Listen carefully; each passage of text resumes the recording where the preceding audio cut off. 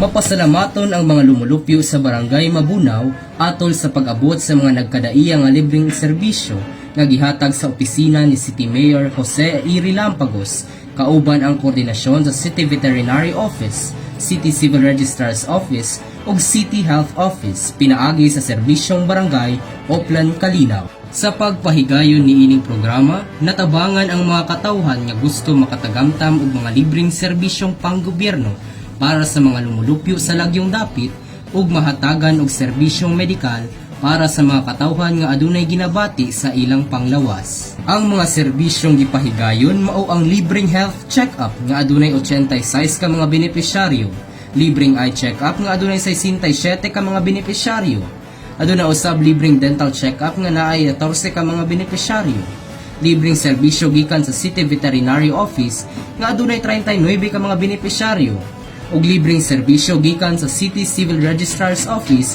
nga adunay napulo ka mga benepisyaryo. Ang maong programa naghatag dakong tabang og suporta sa panabuwan sulod sa pila na katuig. Hinungdan niya kini nagapadayon sa paglibot sa 40 ka barangay. Nagsalamat mig dako nga taga barangay nga niabot diri ang serbisyo nga gikas Panabo para diri sa mga kayuhan labi na sa tambal kining sa mga ero. Salamat mig dako nga niabot kamo diri o sa uban pod nga kunan lang dadon ang ilang pagpasalamat pod. Bago mahuman ang tuig 2024, bisitahon sa serbisyong barangay team ang mga mosunod nga barangay nga makita sa Panabo City Mayor Jose Joe Relampagos Facebook page. Auban sa kamera, si Aljon Castilla ug Louie Panagsagan.